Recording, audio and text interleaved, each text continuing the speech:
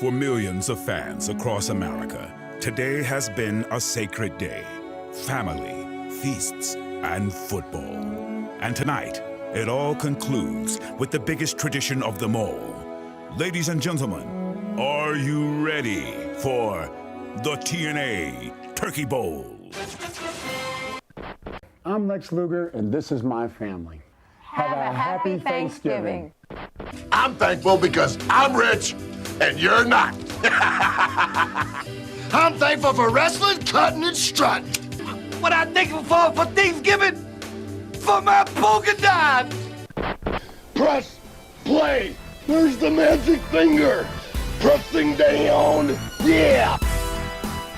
The Wrestling Club with Darren and Brett. We've got a show that you'll never forget.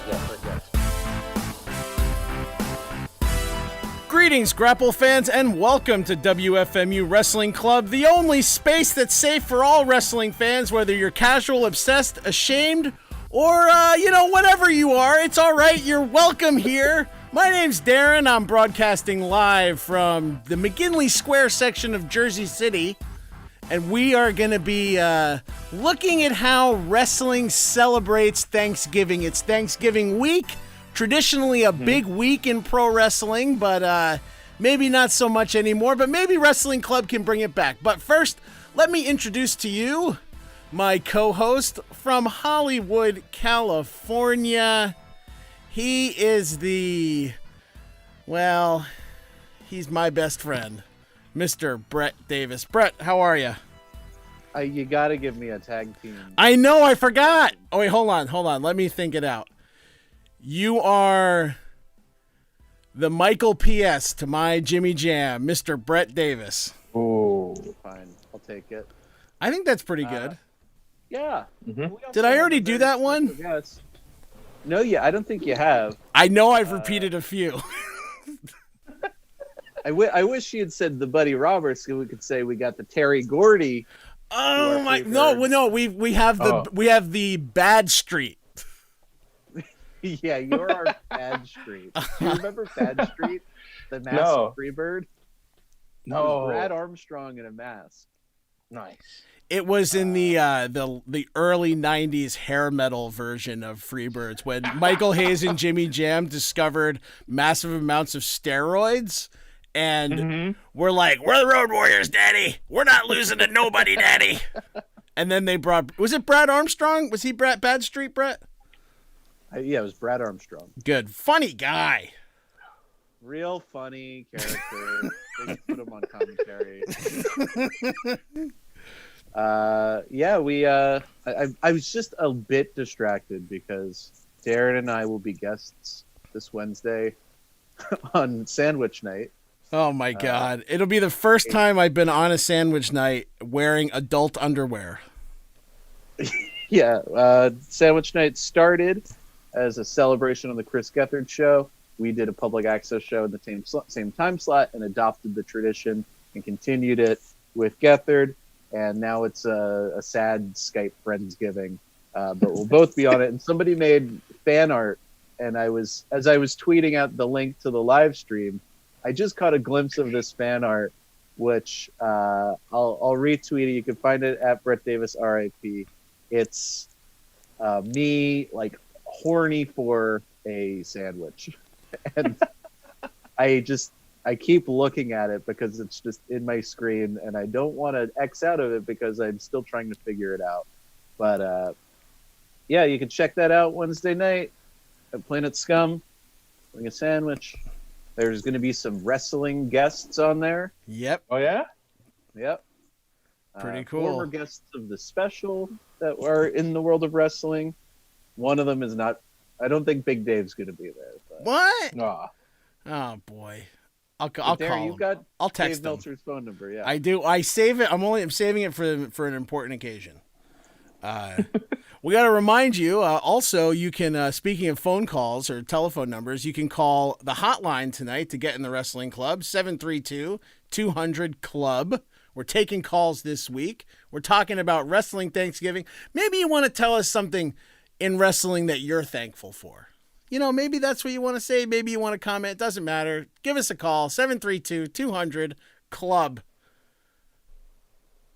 It's we just had a big Survivor Series event with 2 great matches, a bunch of so-so matches, and a weird performance art interlude at the performance art finale.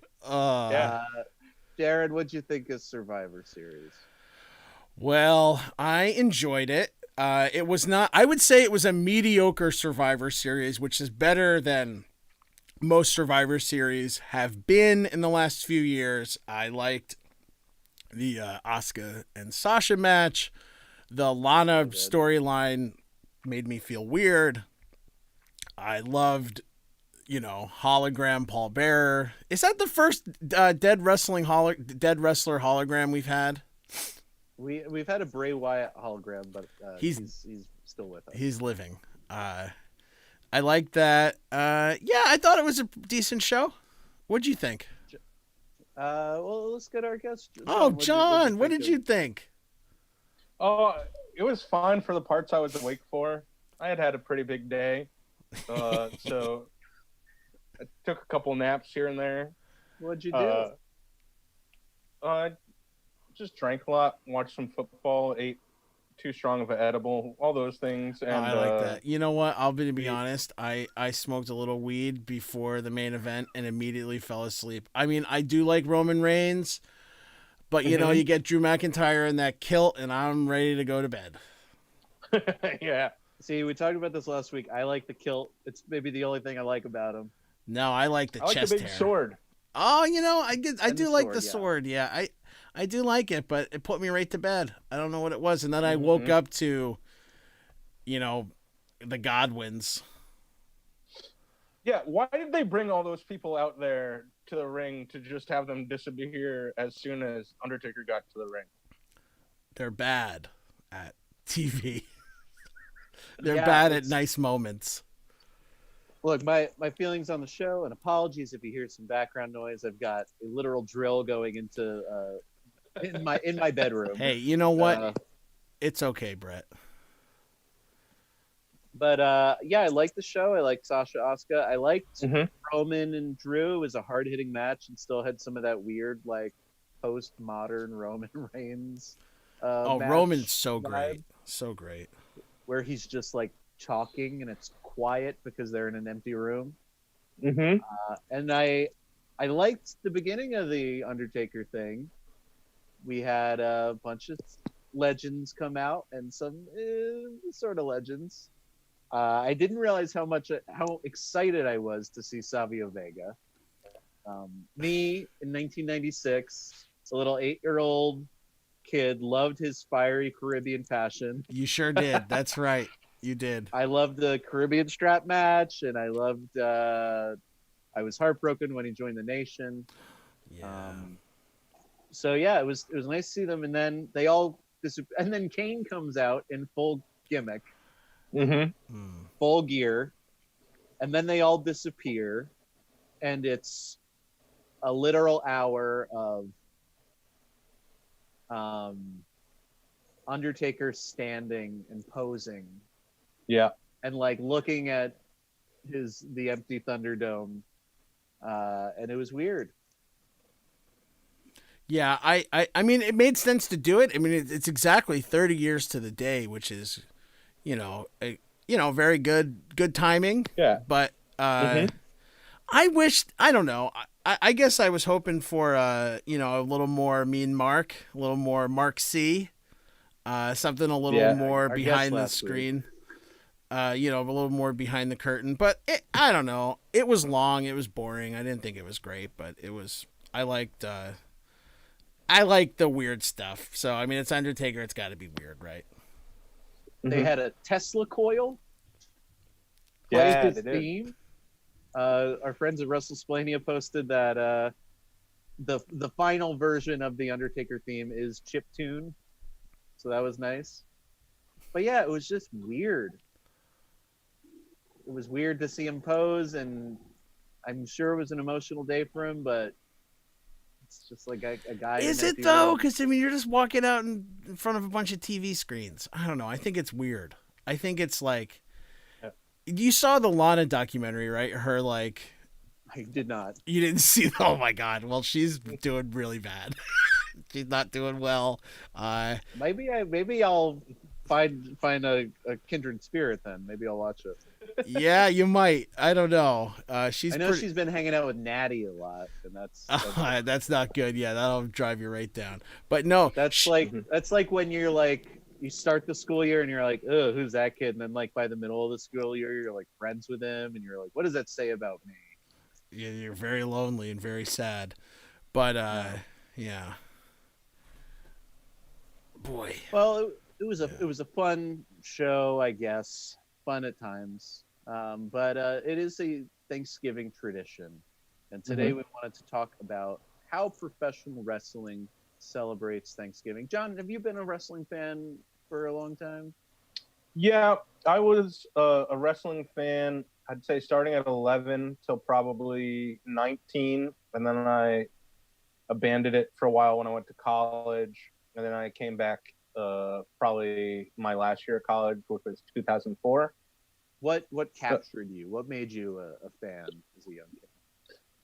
Honestly, it was watching ECW at 1 o'clock in the morning on Saturday nights after SNL. So that indulged my two biggest loves at the time, wrestling and comedy. And I just got to sit in front of the TV for 3.5 hours and watch them both, you know? Yeah, I attribute that sort of thing to my present day insomnia. Yeah. What about ECW? Like, was there a specific? Was it? Raven. It was New Jack. New Jack. Okay. Okay. Good. Well, John, be careful. Oh no, I'm well aware. The only book that I've read all the way through pandemic was his memoir. Whoa. He wrote a book. He wrote a book. It's only 175 pages long. All right, How that's fun. I mean, New Jack's gonna get right to the point. Let's face it. You know, he's not gonna be like Bret Hart writing a 2,000-page tome. Yeah. One thing I really respect about it, though, is that he has a chapter about his kids that is literally 2 paragraphs, and the first paragraph is like, these are my kids' first names. These are their ages. And the second paragraph is, they didn't ask to be part of the public light, so I'm not going to tell you anything more about them next chapter. And I was like, I respect that. I don't know why you'd bring them up in the first place, but if you're going to...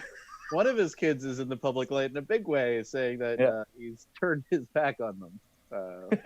Washington Heights, the drag queen, who I'd love to get on this show. Let's talk about New Jack as the dad. We all met New Jack on the special. That Maybe sounds he'll dark. be part of Sandwich Night. That sounds... that'd be great. I don't know. I don't know how New Jack goes with that Gethard crowd, honestly. I feel like, they got Murph, who's like their New Jack, and the real New Jack. I mean, Shannon O'Neill doesn't stand a chance. I mean, you saw Mass Transit Incident. You know what New Jack will do. But, Well, has anybody ever attended the Thanksgiving Day Parade? Yes. Really? The Macy's one, right? Yeah.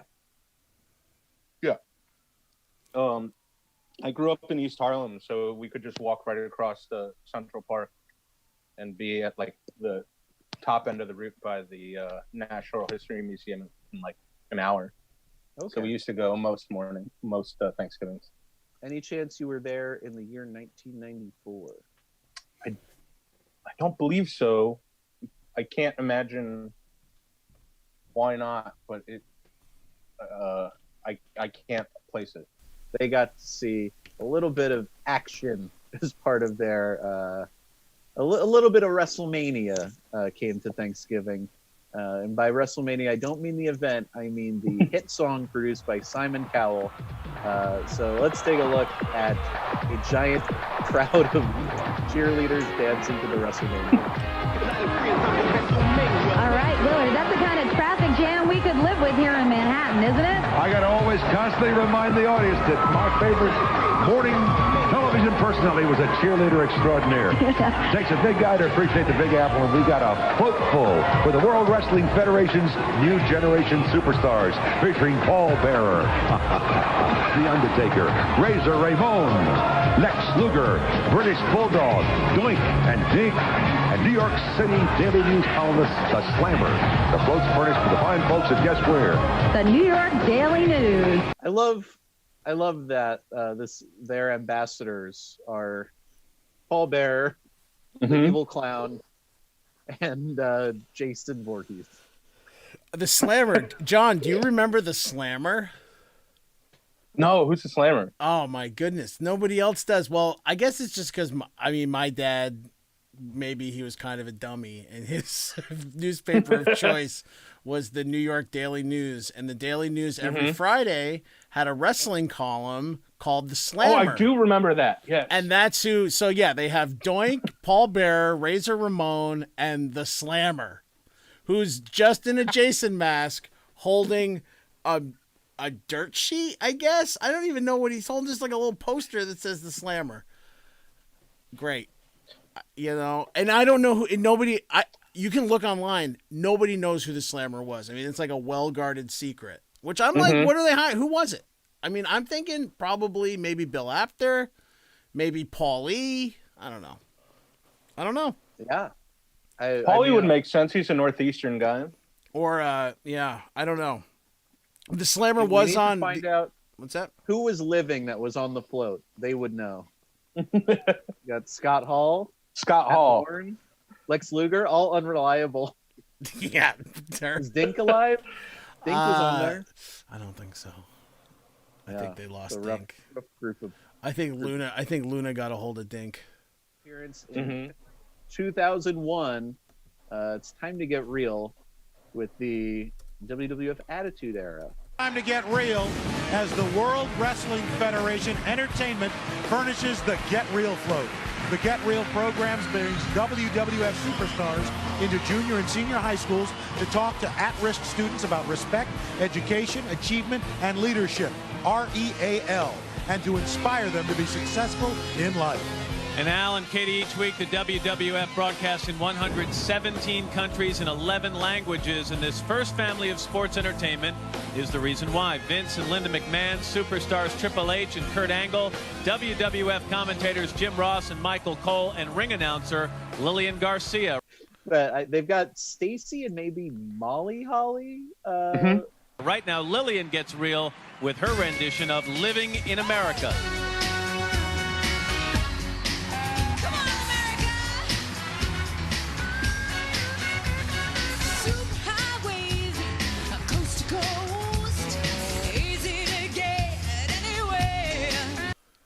I think that was maybe Tori dancing. Maybe Molly, but they were doing that like kind of cold, like shivery dance. It was not a great look. But love Lillian.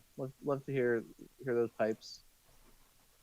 They didn't give they showed Coachman, but they didn't name him amongst the WWE elite that were on the float. I think Michael Cole dropped out last minute, so they had they had like old copy. But yeah, it was Kurt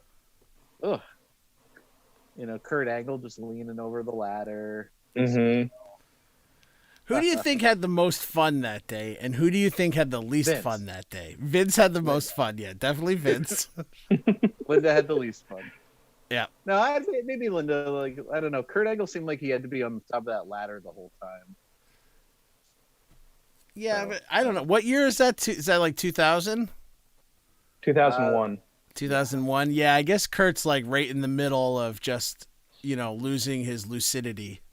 5 years later. I mean, if this is like an Orlando Thanksgiving parade with TNA, like in 2008, I don't know if I want Kurt Angle on top of the ladder.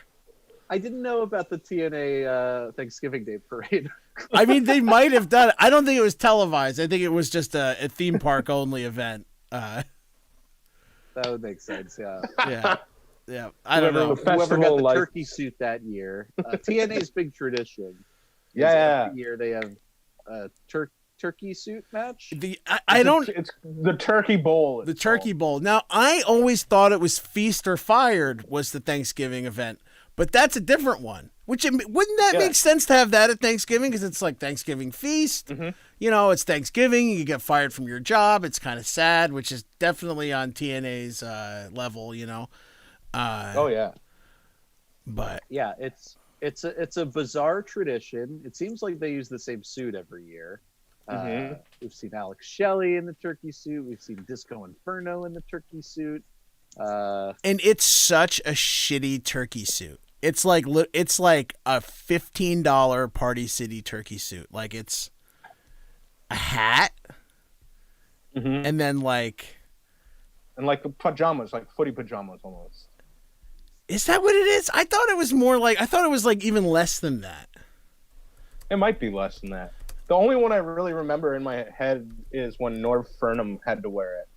Who? Norv Furnham is Peter Avalon now. Oh, okay.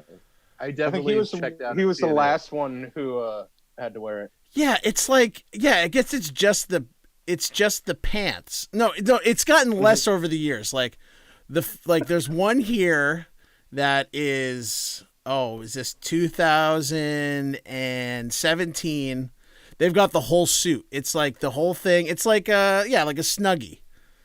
But then you go back to like 2000 and what year is this? I don't even know. So TNA is hard to tell the year just by looking at a picture. Hey, we got a special guest joining in. We're gonna run in. Casey James Salengo. Oh, Casey! My God, that's Casey's music. I don't have any. Should I play music for him? All right. We don't need to add more audio issues to the show. No, it's all right on this end. Hey, welcome, Casey.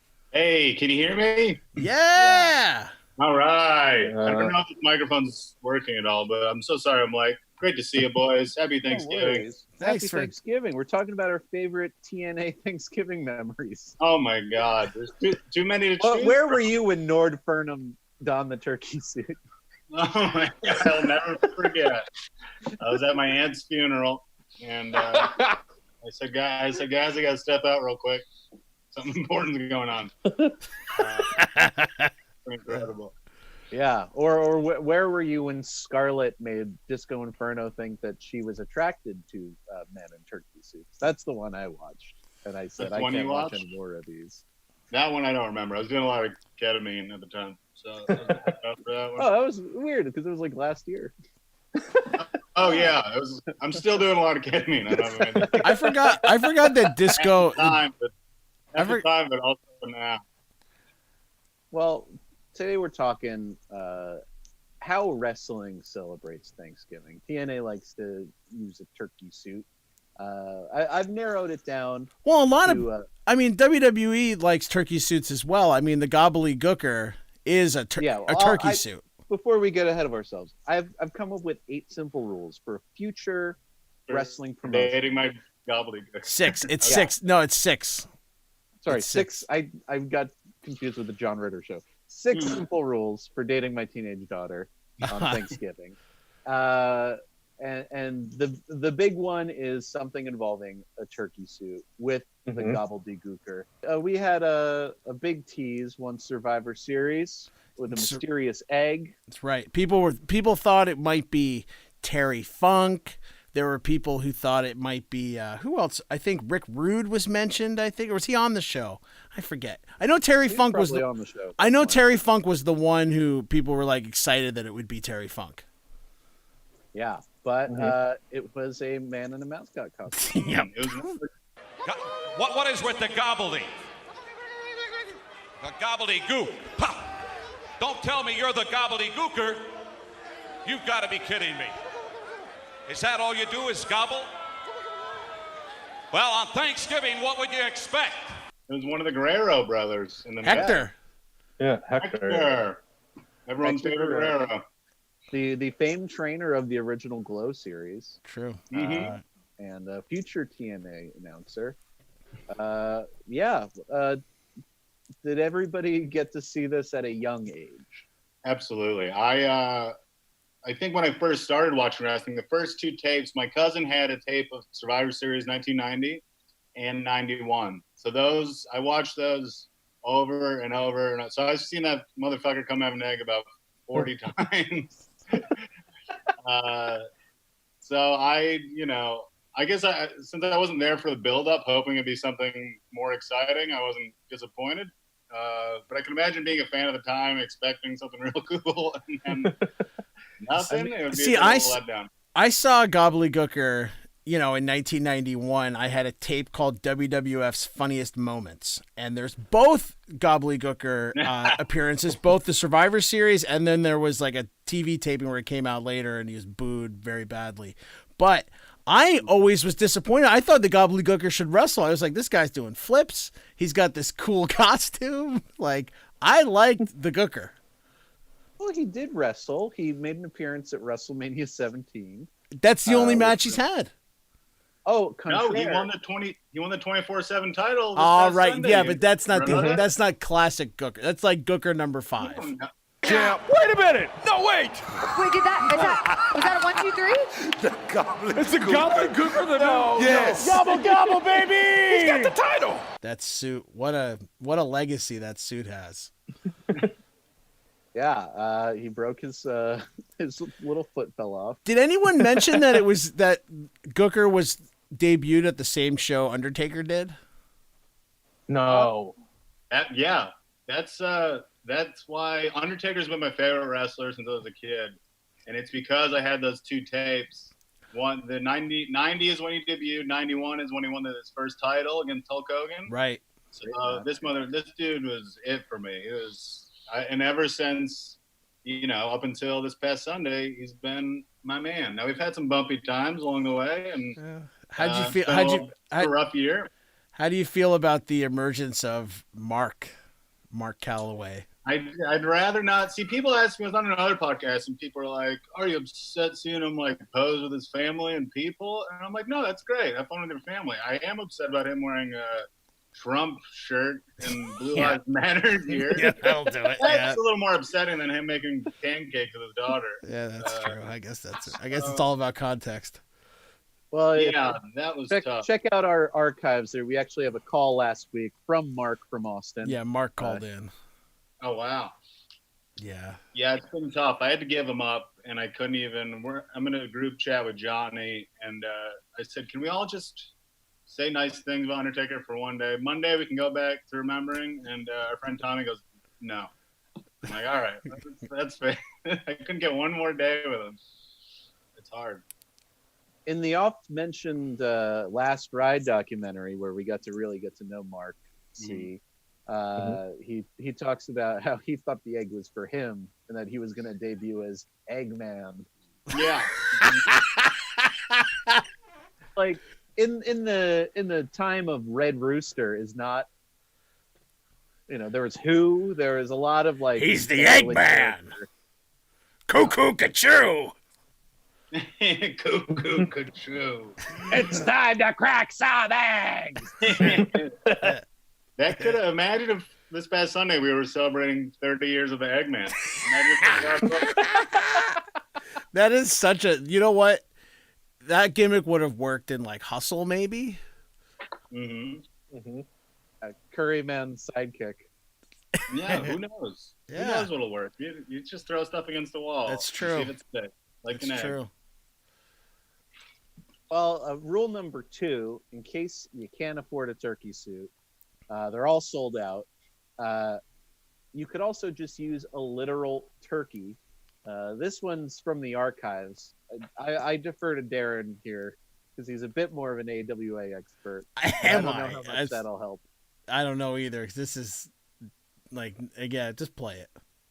Yeah, we've got this sequence with Colonel De Beers and Jake the Milkman Milliman. Jake the Milkman Millman. Yep. He's sort of like I call him Proto Otis or Protus. Yeah, that's about right. Well, you'll see. So this match is for a turkey. And you see they already have the turkey in the ring. And Jake Millman, he took the turkey away from Colonel LeBeers. Wait a minute. Scott Ledoux says that's it. Time's up. Ledoux. Look at that. What? No. Well, why not? Ledoux says Jake Millman has won it. No. When Ledoux stood up, turned around, who did he see with the turkey? The winner, he says, is Jake the Milkman Millman. I got to talk to Jake and the captain. Now, this entire incident not only disturbed the mercenary, but heightened the growing tension between De Beers and his captain, Sergeant Slaughter. Yeah, we got Sarge and Nick Bockwinkel at ringside. Oh, boy. And just look at how Jake Millman smacks that turkey. This is my turkey. Don't you touch me. Come on, right here. Don't you dare put a hanging on me. I want this, baby. Yeah, very Otis-like. Wow. Real fun. You know, there's another clip. It's from Primetime Wrestling 1986. Gorilla Monsoon and Bobby the Brain Heenan, my two favorites. And Bobby's dressed like a pilgrim. And at the end, Gorilla gives him a live turkey who proceeds to just claw Bobby Heenan. Monsoon, I don't care who you Guest is here. Bring Tommy in. Yeah. Here's Tommy right now. Tommy, welcome. Hey, wait a minute. Welcome to Primetime Get that thing away Wrestling. from me. This is your friend. That's no friend of mine. Right here. I don't want it. Get Absolutely. That thing. Go, this is your favorite friend, and he's all yours. Get that thing out of here. There goes Bobby the Brain Heenan. One turkey deserves another, I always say. And Did you see the Hacksaw Jim Duggan Harley Race fight at the Slammies? Oh, yeah. They fight backstage, yeah. Hacksaw hits him in the head with a live turkey. There are a bunch of farm animals backstage for some reason. they're trying to completely just about what a llama. Who knows what's yet to come here? I'm holding you directly responsible for this, Brain. Imagine what all these wrestlers, their wives, or their girlfriends are going to think when they find out what's happening up here. They're destroying all the food, all the preparation work that went into this. I can't believe it. This is too much. That donkey should have sat right on that ass Heenan. Right now, they're doing a number. Look at these poor guys, these caterers. Look at this, Hacksaw now. He's got him up with an atomic drop right into the carrot cake. That's always and, you know, if people cared about animals in 1988, this would have been a big deal. But he just hit him with a fucking live turkey. Did not care about animals or wrestling. No, I think there was a Slammy Award. It was best animal, and it was Matilda the dog, Frankie the bird, Damien the snake, and George the animal. That's tough. I'd go. That's a toss-up between Frankie and Damien for me. Rest in peace, Frankie died in a house fire. I mean, I gotta say, I gotta vote Damien. I think on that one. I like Frankie. Frankie's fun, but Damien's like a main eventer. You know. Yeah. When he bit Macho's arm, that's well, that was the Cobra. I can't remember was the Cobra's name Lucifer? Yeah. Oh, that's cool. Yeah. All right, my apologies. Because anyway. Earthquake killed Damien with his butt. Oh yeah, that was awesome. With his big butt. Yeah. Yeah. They actually killed a snake there. They could have used a prop. Nobody could see it. Jake's is like, kill it. Honestly, I think Damien wanted like more creative control, and they were just like, look how expendable you are. Oh my God, who's that in the impact zone? It's Drumian. I can't believe it. Well, if you don't have a literal turkey, you can also make your wrestler a turkey. This is a disturbing clip that is from Smoky Mountain, the brainchild of wrestling genius Jim Cornette, who knows how wrestling should be. Yeah, this is going to be a very serious sports-like clip, I'm sure. Yeah, this is a clip of a feud between a wrestler named Chris Candido and a wrestler named Bobby Blaze. No relation. No relation to the Kentucky Bobby Blaze. Yeah, this is the Alabama Bobby Blaze. Yeah. Let's look at the rules for this match. Try and humiliate me? Let me explain it to all the people out there. The loser of the match is the winner, and he's declared the turkey champion. And you don't get a belt, plaque, a trophy. You get tarred and feathered. Well, Bobby Blaze, you will be tarred and feathered today because you're the biggest turkey in this area. I'm excited. Thanksgiving Thunder Tour's here, and that means one thing, Candido. The turkey title's on the line. So, Darren, who do you got? Who do you think is going to be the turkey champion? Well, I gotta say, while I think Bobby Blaze is, a great wrestler, I think Chris Candido, he's got Tammy on the outside. He's younger. He's got that Carteret, New Jersey attitude. I'm going with Chris Candido. Casey, who do you got? I love Candido, man. We recently accidentally watched his last match in TNA because we randomly just watch old TNA pay-per-views. And hell of a worker. It's real sad what happened to him backstage with Sonny. That's very horrifying situation. The world champ is banging your girlfriend, and everyone knows about it, and everyone's mad at you because you're not fighting him. That's just a tough break. Yeah, I just watched Survivor Series 1995, and there's the underdogs versus the Body Donnas, and Chris Candido is so good in that match. Yeah. Yeah. Another way to bring Thanksgiving in is a heel might talk about how Thanksgiving is bad because America is bad. Ah, yeah. And this is a pretty famous one, but it's worth admiring the performance of Mr. William Regal. Here he is in 2000 talking about Thanksgiving. It means a bunch of overweight, disgusting, dysfunctional families. Oh, come on. Sitting on their bums, watching cartoon balloons parade on their television screens. Cartoon balloons? Is he talking about the parade? What exactly is a rugrat? Well, I don't know, but one thing I do know, it shouldn't have any part of a holiday. A rugrat? A cartoon character. The float. Uh-oh, listen to this. And watching the Attitude Era back, I get so mad at Jerry the King Lawler. He's bad. I hated him all the time since I was a child to now. I don't understand how he's been around so long. Never liked the guy. Yeah, even just watching that, like, Gobbledygooker wins the 24/7 championship clip, he's just like, ah! Like, intermittently. The only time I like Jerry Lawler, I don't even know if I really like him, but I like his 1993 feud with Bret Hart a lot. Just because Bret Hart's really good, and they have that weird, like, doink angle, which I kind of like. But other than that, I thought he was always bad on commentary. He talks too much. He doesn't say anything. No, it's just nonsense. And listen, I love degrading women as much as the next guy, but he just pushed it a little too far. That's just a joke, fellas. But I did go back and rewatch Bret Hart winning the King of the Ring recently, and it was a pretty hot angle the way he attacked him. And but he still was just like built very poorly, like there's no body to him. His haircut was stupid. His face pisses me off. I hated everything about him. Yeah, and he liked to eat pizza in a motel room with young teenage girls. Middle schoolers. Yeah. Whoops. Is that wrong?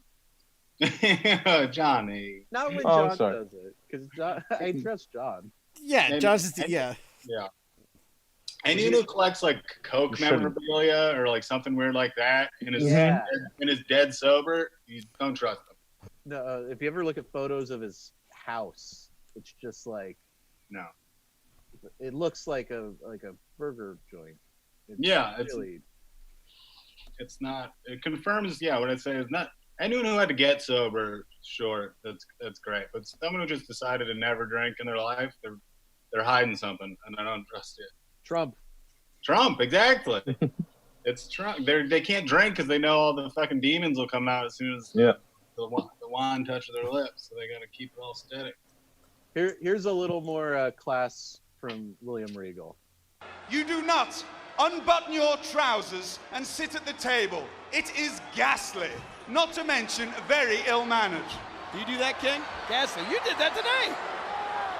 Secondly, after your meal, if you must admit a belch, please put your hands to your mouth. This should go without bloody saying. A belch? A burp. Jerry Lawler doesn't know what a belch is. Listen, I'm only trying to help. If you smell... Wait a minute! It's the Rock King! A tremendous ovation! The Rock's back home in Fort Lauderdale! What a reaction from this crowd! Yeah, that's great. The Rock's here, but what does the Rock know about etiquette? I'm sure the Rock knows a lot about etiquette. He's polite. Sometimes. Yeah, that's like akin to like John Cena now interrupting, I don't know, who's like a mid-card. Drew Gulak. Drew Gulak. Yeah. Like somebody that's really good but hasn't really gotten the spotlight yet. Regal's, I encourage everybody to watch that whole clip. It's on YouTube. It is so great. William Regal's facial expressions the whole time, they're so funny. The Rock is like at his best timing wise. I love that. I love that segment. And you see, Thanksgiving, it's not about eating and drinking. No, no, no. It's about giving thanks. And all the Rock's fans would give much thanks if the Rock were just to walk down this ramp. Uh-oh.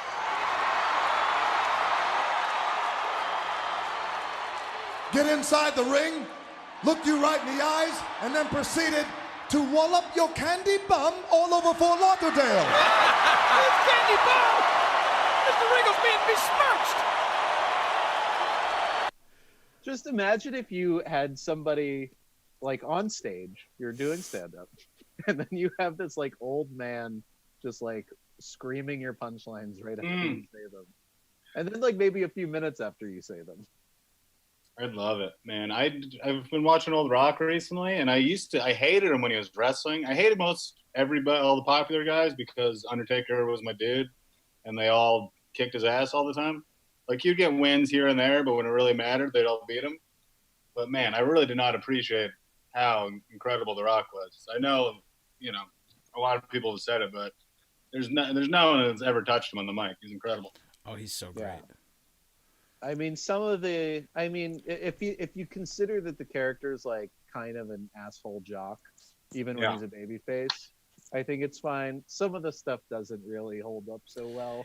Yeah, some of the content doesn't hold up, but I think his delivery is always great. His timing is always great. His dynamics are always perfect.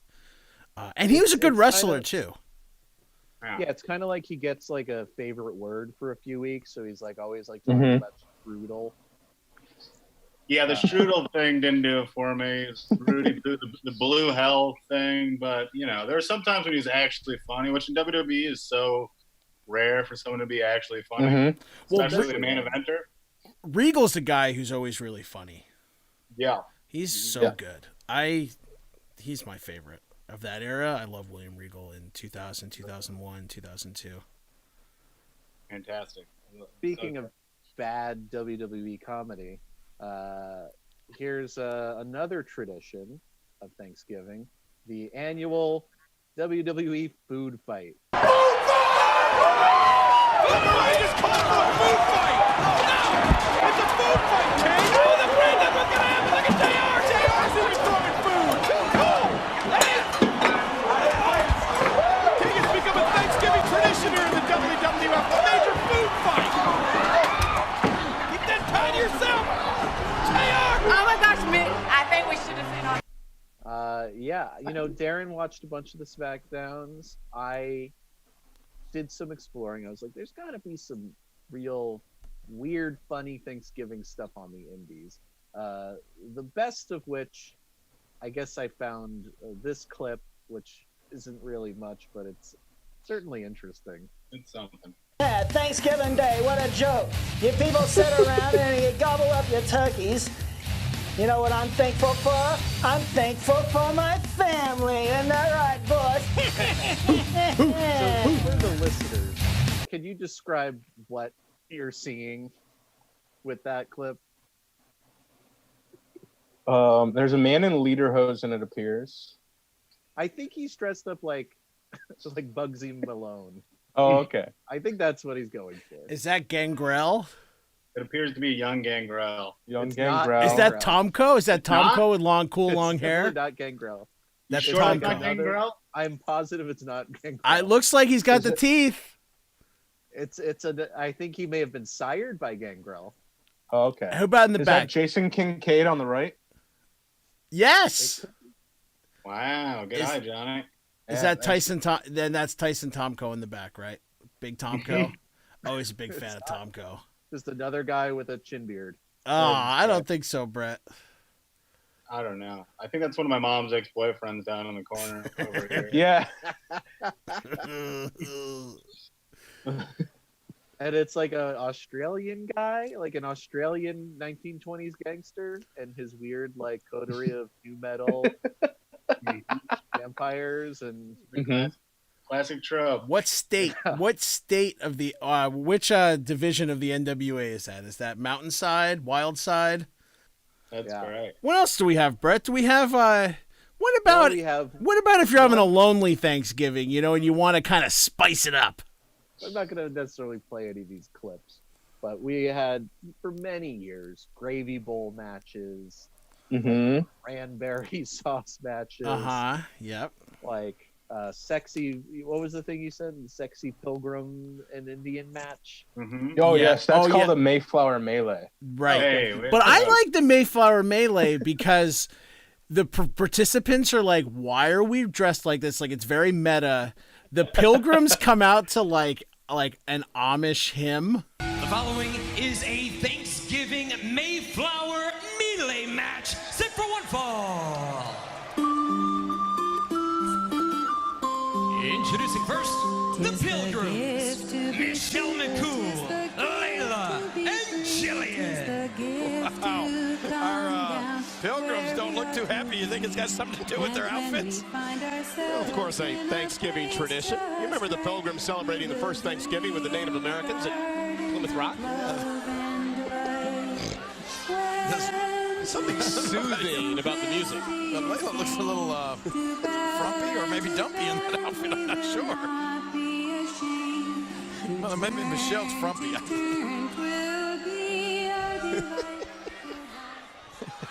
Look, people, we get it. It's Thanksgiving, and here we are dressed as pilgrims. How original. They've made us do some stupid things in the past, but this, thanks to our guest host tonight, the governor, is by far the stupidest. Go ahead, Ladies and people. gentlemen, it's been 19 years since he made his debut. Please welcome your special guest timekeeper, the Gobbledygooker. What? No way. The Gobbledygooker's back. Yeah, no, the Mayflower Melee, honestly, it's probably the best of the like sexy wrestling, sexy Thanksgiving matches. It's the best of the sexy Thanksgiving. I would say it's the best one. I'd say it's the. I mean, you I'd get say the worst is TNA's Thanksgiving Thong Thunder match. Damn. Oh my god. Ew, it's so gross. Wait, did you say Spanksgiving, or did I just hear that? It's a Thanksgiving Thong Thunder match. I But missed an opportunity there. yeah, Sure did. maybe one of those like weird sort of hybrid porno wrestling companies can do Spanksgiving. That's a freebie from Casey. I'm not searching. I'm not searching it. I'm searching it, but All right. I loved the Thanksgiving SmackDown. It's just right at the point where I was getting sick of hanging out with my family, and everyone's pissing me off, and I could just sneak away in a room and That's right. eat a whole pumpkin pie and watch some Be like, dudes hit each other with turkeys. Who's wearing that? can't put it Who's in the wearing that living Gooker suit this year? Is it going to be Maurice? Yeah. It's going to be No. maybe they'll put Booker T under the hood. Maybe Maurice Pete did Rudd? wear the Gooker suit. Maybe Johnny Rocker. Could be. Well, just Do you guys remember the SmackDown forgive me if we're gonna get to this, where Titus and Kali had a pie eating contest. No. And then Kali had to wrestle a match later on against Cesaro, and Cesaro put him in an airplane spin, and he threw up all the pumpkin pie that he ate. I do remember that now. Yeah, I do. And Titus growing up on Zeb Coulter. Oh. I watched the post vomit promo of Zeb Coulter just throwing up in a bathroom, and I deemed it not worth discussing. No, not worth downloading the clip at least. I think you're right about that. But I do have just for representational sake, a clip of Wrestling Thanksgiving Horny. Here's from our old pal Val Venus. Hello, ladies.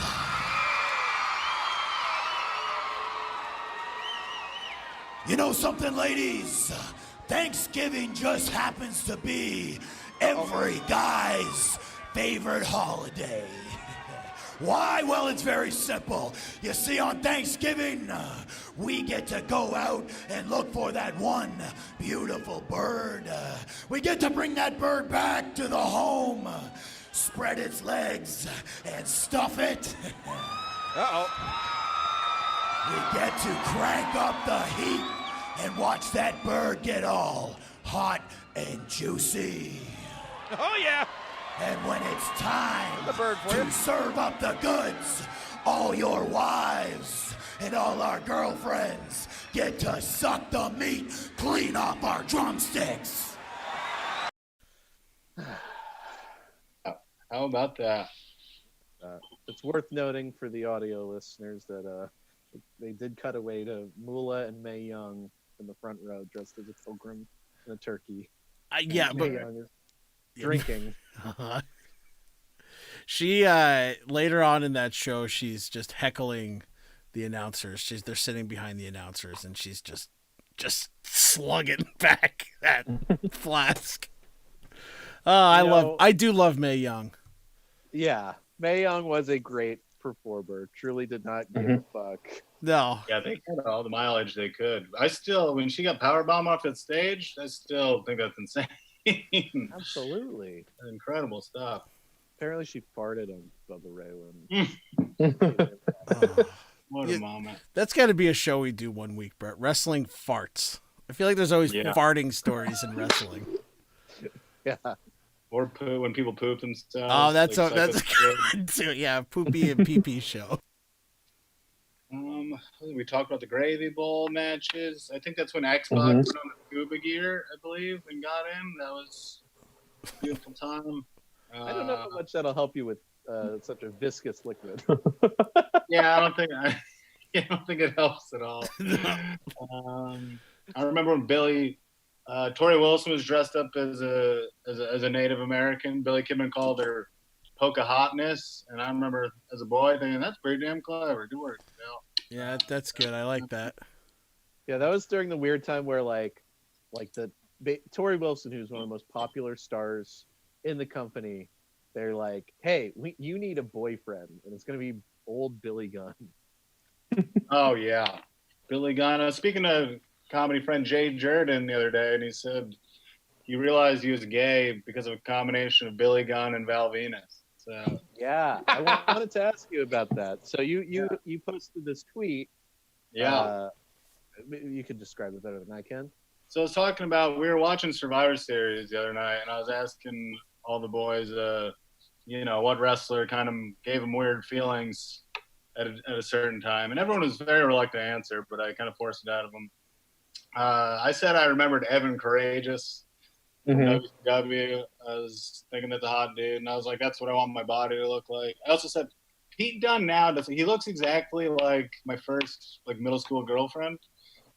And he has beautiful shiny hair, so it's a little confusing. So some other friends, Johnny. Who did you say, Johnny? I was gonna ask you. I already told these boys I was pretty much blacked out during Survivor Series. Oh yeah. Well, you said Owen said Sonata. I got a lot of Shawn Michaels 95s. people have been sending in their picks. They got some Randy Ortons, Rick Rudes, Hardy Did anybody Boys. get a young Minoru Suzuki? No, but he's very attractive. Oh, Yeah. he is a beautiful man. I got a I'm not good. I don't know a lot about the. I got a Tanahashi. Oh yeah, the hair. My one friend sent me Vader. I don't know if he was sincere with that, but I mean, Vader's, Vader's a beautiful man. Johnny I said Angel Garza. That's right. Oh yeah, for sure. I have a memory of, when we were growing up, there was that sort of gay panic, no homo thing going on, and I just remember forgetting about that for a moment and just saying like, "Wow, Ken Shamrock has a really beautiful body." That's great. That's right. And then I had two friends, and one was like, "Oh my god, like that's so gay," and then like another friend was like, "No, man, he's just admiring his physique." Oh, that's nice. That's lovely. And it was like a bullet dodged.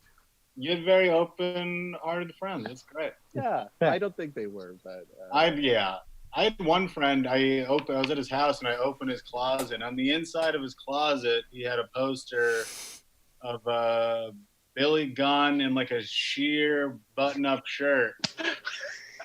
And I never brought it up to him, and he's never come out. So I don't know. Like, even if he was gay, though, that'd be like weird. It's still odd. Maybe I should ask him about it now and be like, maybe it'll let him finally, come to terms. Mm-hmm. Some things in his life. I don't know. The sexuality of Shawn Michaels in like 1996. Oh yeah.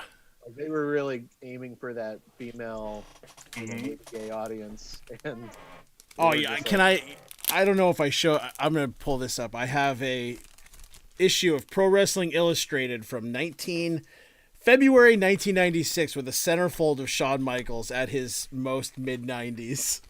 Let's just get that up there. Oh yeah. Oh yeah. Sexy got a little boy zebra indeed. print. Yeah. Chapped. Man, build up Shawn Michaels. Here, let's get a nice close-up of the face here, if I can get it.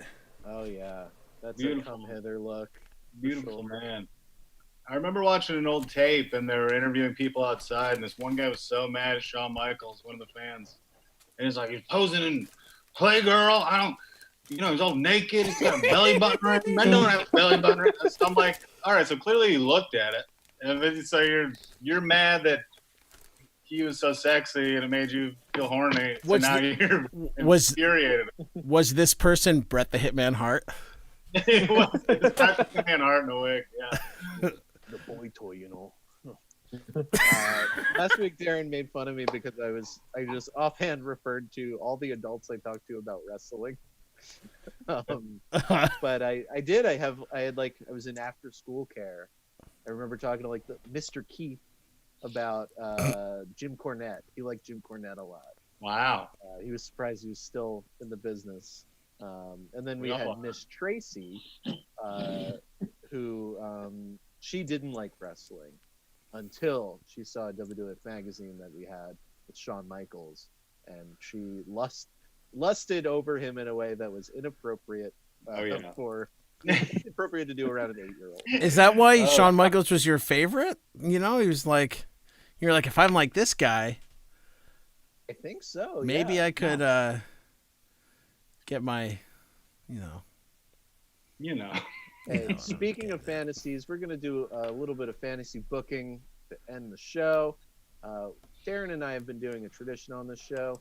We are doing the worst Royal Rumble, like the greatest Royal Rumble that happened in Saudi Arabia, with the express respect towards MBS, Mohammed bin Salman. We are doing the same thing. It's the worst Royal Rumble. We have no budget restrictions. We have no time restrictions. They don't even need to be wrestlers. They could be from wherever. We are just trying to make the worst Royal Rumble. This is taking place in the Thunderdome in Jeddah. Jeddah Thunderdome. So we've already had some issues. initially, the match started off with Effie, who selected himself to be a guest entrant, and then Judy Martin followed soon after. From the Glamour Girls. From the Glamour Girls. And then Del Close, the improv mastermind, decided to sort of create a scene and then took them all to a Chicago bar. However, they were grounded on the tarmac by Saudi royal forces. So currently we have 3 active entrants that are being held kind of hostage. Since then, the ring is filled up with Leonardo da Vinci, who has the Mona Lisa with him, that at some point, and it could be up to your discretion, will use it as a weapon. MGK, the rapper, Machine Gun Killer, and then playing his character, Ross Geller from Friends, David Schwimmer, who is holding Lucy, the the hominid, the early human ape. He's got the fossilized monkey person. Monkey person. So I'll give you 2 the next 2 entrants, and for your entrant, the duration until the next one, you could book the match however you see fit. So John, Casey, who wants to go first? I'm gonna say Casey goes first. I'm gonna go with classic comedy superstar Paula Poundstone. She comes to the ring, some real, sassy girl boss 80s music. A lot of John Cena style shoulder tackles with his big shoulder pads. And that's pretty much the only move she's got. So she's just throwing that around over and over. But then eventually someone ducks it and she just flies out of the ring. Wow, so she's kind of in for a couple high spots and then she's out. Yeah. All right. She's in and out. Yeah.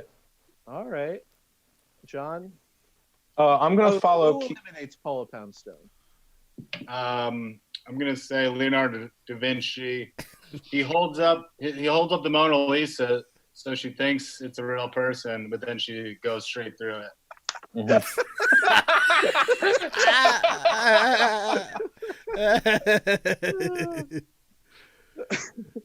Yeah, some object permanence issues for Paula Poundstone. John, who you got next? Who's our? I'm going to follow my buddy Casey's public radio lead, and I'm going to go with Ira Glass. And I think he's going to do a spot where he gets into an in-depth conversation with somebody on the ropes, and he really lulls them into a sense of comfort. And when they're really thinking about some hard-hitting question he asks them, he topples them over. And I'm going to go ahead and say that is Ross Geller being portrayed by David Schwimmer, who gets eliminated. Okay. Now, here's a big question. Does Lucy stay, or does Ross return it to the museum? No, Lucy stays. Okay. Lucy's a surprise entrant in this case. So is Lucy in a valuable things ever at ringside?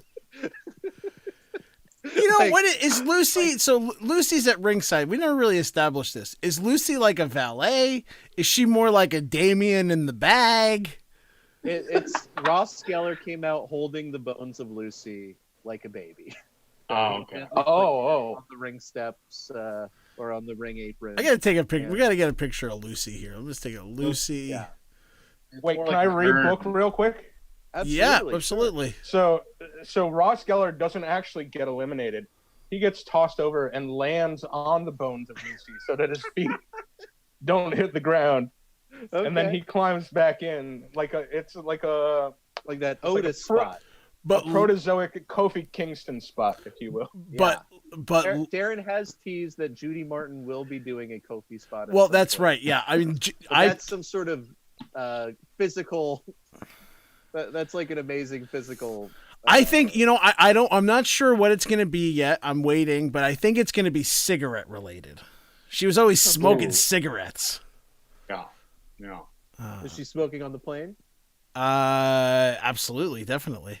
Stressed out. She's been there for good years. 10 minutes almost. That's right. So who's been eliminated so far? So far we've had Alessandra Mussolini eliminated. Mussolini's granddaughter. Yeah. And then Ross Geller has not been eliminated. No, but Paula Poundstone has eliminated herself. Yeah, Paula Poundstone eliminated her. Just, a House of Fire moment from Paula Poundstone. Stay tuned to Wrestling Club. We're going to see this through. Hopefully we can coincide the end of this thing with the actual Royal Rumble. I know I still have yet to choose my entrant. I might call number 30. We'll see. But yeah, it's exciting. Love it. And anybody seem like they could make it to the end? Do the old Ric Flair?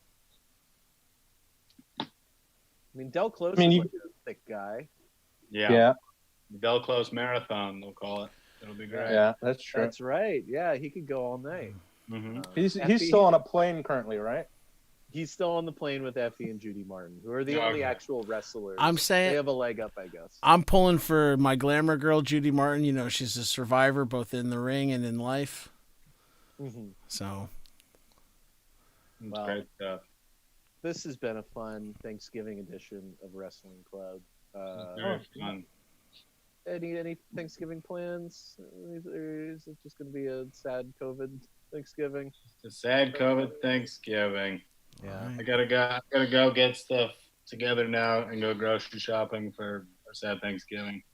But I appreciate you boys having me so much. It's been an thank honor. you. Yeah. You got any plugs for us? You can listen to my podcast, The Good, the Dad, the Ugly. I host a show with my wife over Zoom called Filth every Thursday. It's the opposite of a clean show, and you can find me at Casey J. Salengo all over the damn internet. Thank you, boys. Thank you. John, how about you? If you're watching live or if you're going to hear this before Thursday, our friend Scotland Green runs a thing on Twitch called the Pro Wrestling Potluck, where he takes suggestions from people all across the world and puts together like a pro wrestling mixtape, and he's doing a Thanksgiving themed one this Thanksgiving. Oh my God, that sounds at great. 8 p.m. on Twitch. And then you can find me on Twitter at John Phenom and on Instagram at John John's a Phenomenon. And that's pretty much where I would put anything that you needed to know about. Oh, yeah, Darren, you got your WFMU show this Sunday? Absolutely. We're going to be playing songs this Saturday night into Sunday morning, 3 to 6 a.m. If you're the type that can't sleep, you got nightmares, come join me on the radio, 91.1 FM in New York, online at WFMU.org. Yeah, and I'll plug Sandwich Night, which is a big reunion of a lot of people from the special and the Chris Guthrie. Yeah, I'll be there. I'll be there eating my sandwich. Darren's going to be there. We'll have some guests, at least one WWE Hall of Famer. I'll tease that. So stay tuned for that on Planet Scum. And check us out at Wrestling_Club_ on Twitter, at Wrestling Club WFMU. Subscribe to us if you haven't already on Stitcher, Spotify, Apple Podcasts, YouTube, however you listen to this show. And thank you for listening. And we wish you, from us at the Wrestling Club, a very happy Thanksgiving. Darren. Happy Thanksgiving, everybody. Happy Thanksgiving, guys. Bye. As I create an aura for these holiday festivities, Thanksgiving evening 1989, I give thanks to all the multitudes who envy me this moment for the beauty, youth, and wisdom I combine. Admittedly, I am the World Wrestling Federation, but time grows short and humbly I adjourn. You people should give thanks that I'm the world's smartest man. I can see you have an awful lot to learn. Ha ha ha. Please.